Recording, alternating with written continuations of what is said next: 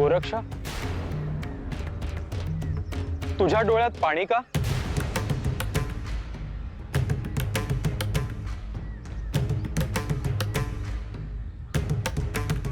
माझे गुरु मला सोडून जाणार आहेत हे मला समजले, म्हणून मला दुःख होते आहे.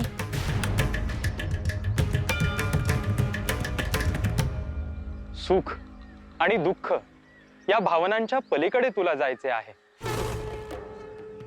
क्षमा असावी गुरुदेव.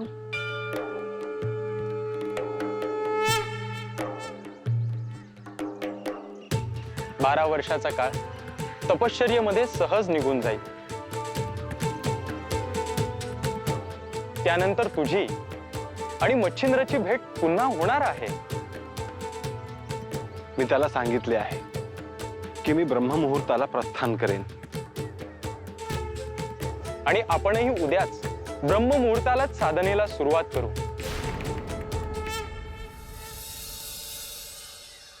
एकाच शुभ मुहूर्तावर दोघांची शुभ कार्ये सुरू होतील.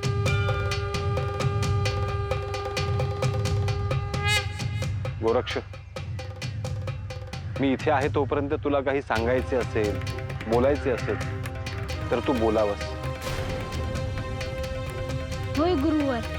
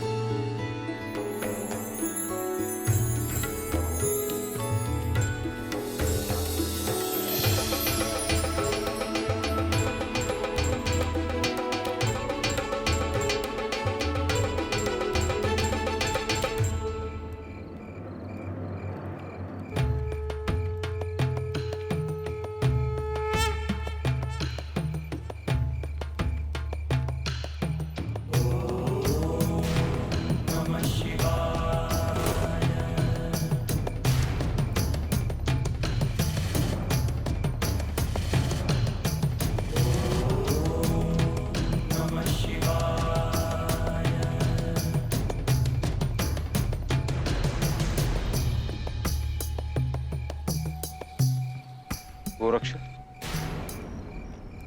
आज झोप येत नाही का? तुम्ही जर मला सोडून जाणार असाल तर मला झोप कशी येईल?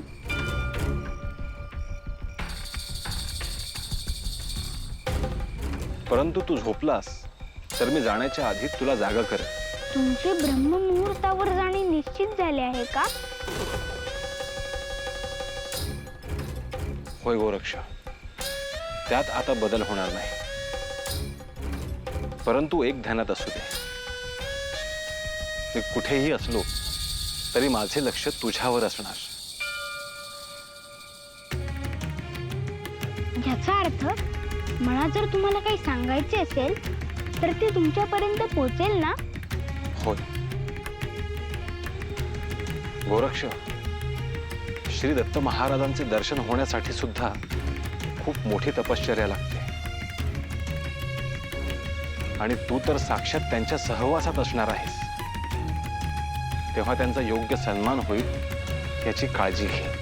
होय गुरुवर. ते जे जे शिकवतील, सांगतील ते जीवाचे कान करू ऐक. त्यांची यथाशक्ती सेवा कर. होय गुरुवर.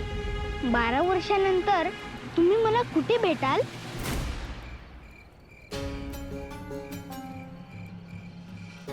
त्याचा तू आता विचार करू नकोस. ह्या क्षणी इथे असणे म्हणजे धर्म.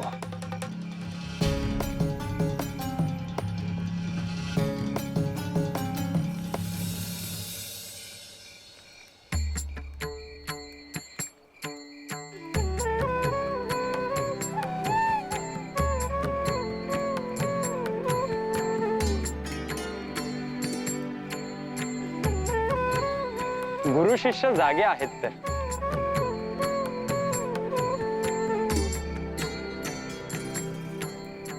गुरुदेव, जी अवस्था गोरक्षाची झाली आहे तीच माझी सुद्धा आहे. मला सुद्धा तुमचा वियोग जाणवणार आहे.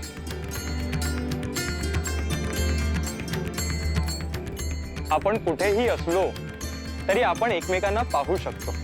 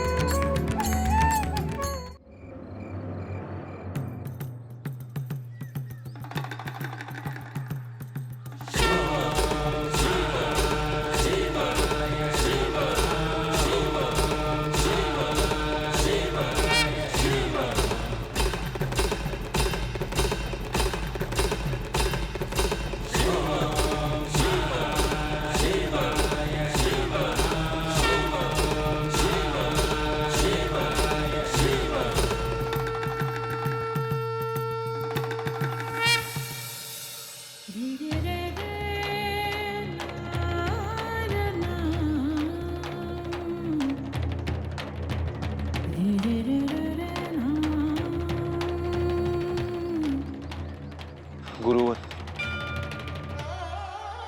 ब्रह्ममुहूर्त झाला. तुमचे दर्शन घेऊन मी प्रस्थान करतो.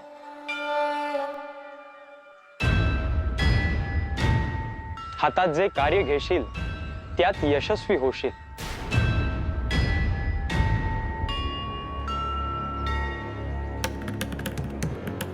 गुरुदेव, माझी स्थिती अशी झाली आहे की समोर माझा शिष्य आहे आणि त्यालाही समजावून सांगायचे आहे. तेव्हा भावविवश होण्याची माझीच मला अनुमती नाही.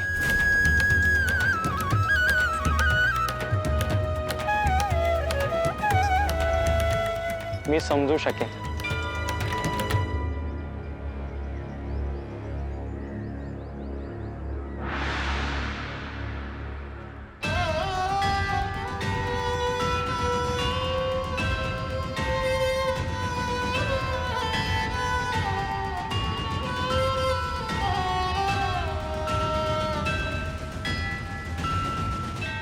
शुभम भवतु.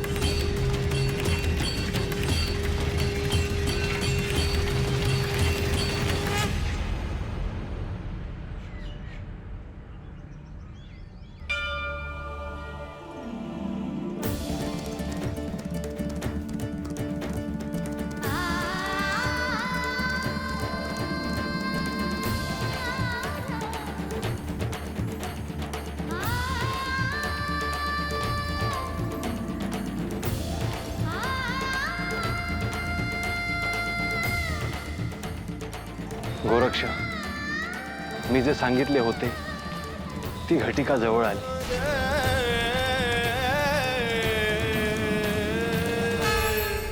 मी निघतोय गोरक्ष.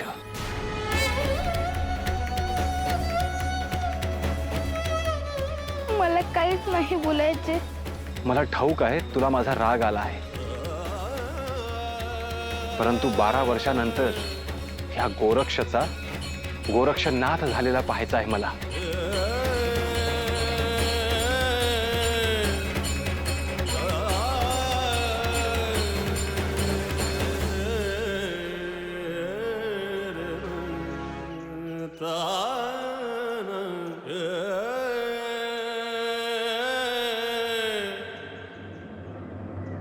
अधिक काही बोलत नाही, कारण बोलायला मलाही काही शब्द सापडत नाही.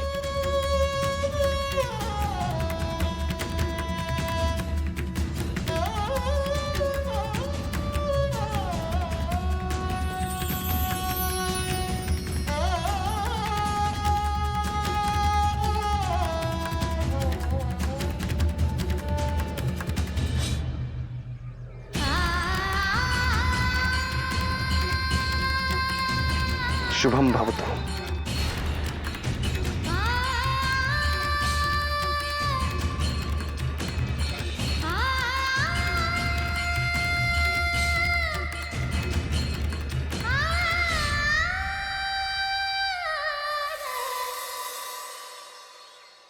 मच्छिंद्र, काय गुरुदेव? तुझ्यासमोर असे प्रसंग येतील की काय निर्णय घ्यावा हा संभ्रम तुला होईल.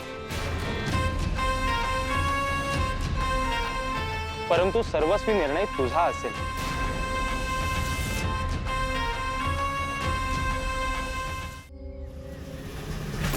नाथ परंपरेचा आणि तुमचा सन्मान राहील असाच निर्णय मी घेईन.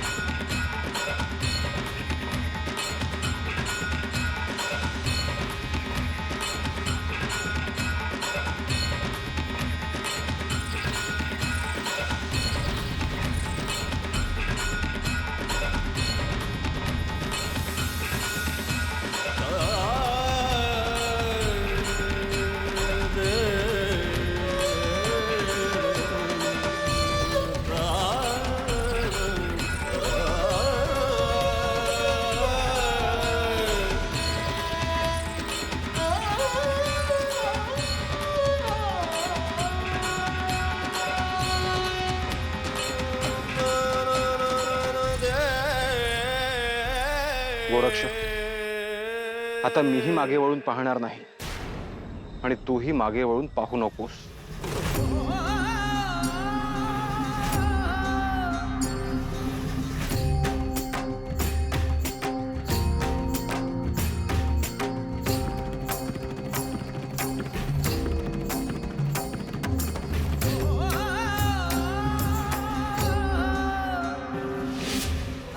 निरंजन अलख निरंजन अलख निरंजन हो अलख निरंजन अलख निरंजन अलख निरंजन हो अलख निरंजन अलख निरंजन अलख निरंजन हो अलख निरंजन.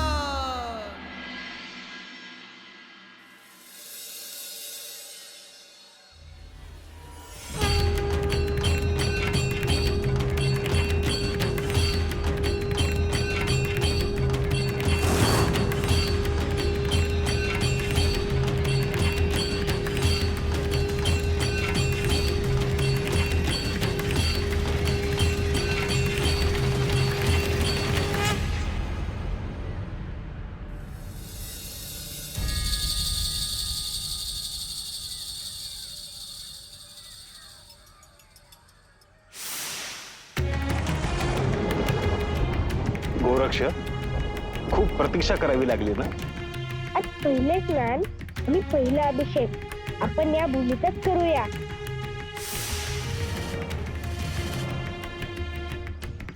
आज तुझे पहिले भोजन आहे, त्यामुळे हा पहिला घास माझ्याकडून तुला.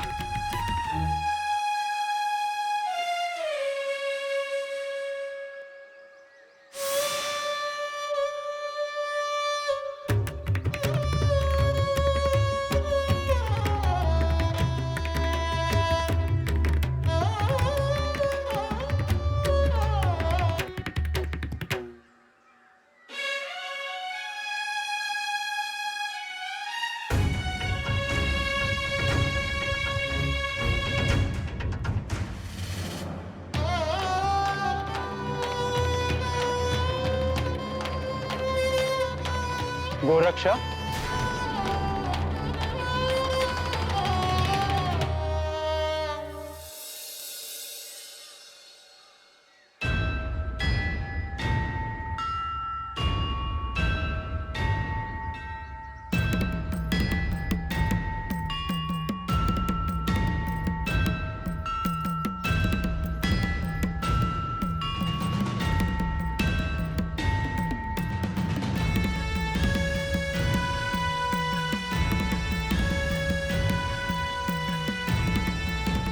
गोरक्ष, तुला आता स्वीकारले पाहिजे.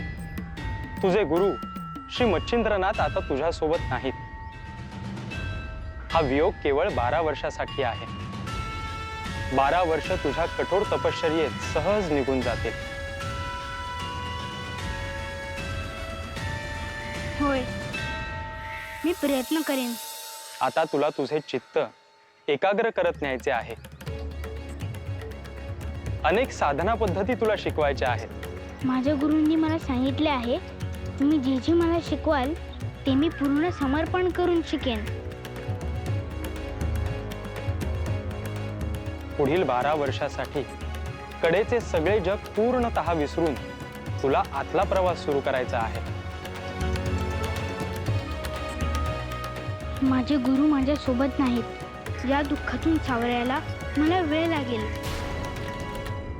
परंतु गुरूंनी दिलेल्या आदेशाप्रमाणे मी साधनेत कमी पडणार नाही. मला तुझ्याकडून हेच अपेक्षित होते.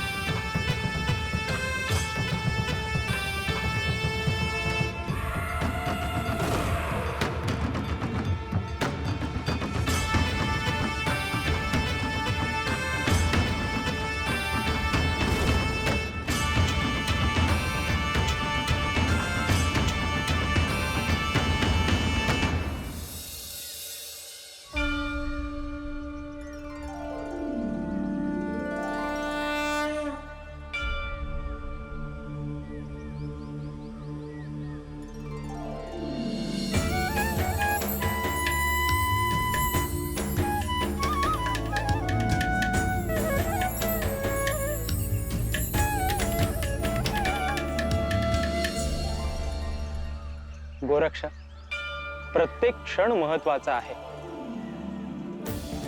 साधनेसाठी अधिक विलंब करायला नको. मी या शुभ प्रसंगी अनेक शुभ शक्तींना आवाहन करतो. या शुभ शक्ती देवता तुझ्या कठोर साधनेसाठी सहाय्यभूत होतील. हे शुभ शक्तींनो, देवतांनो, गोरक्षाची कठोर साधना यशस्वी व्हावी ही काळाची गरज आहे. मी तुम्हाला आवाहन करतो आहे, तिथे उपस्थित राहून गोरक्षाला शुभाशीर्वाद द्यावेत आणि गोरक्षाला सहाय्यभूत व्हावे.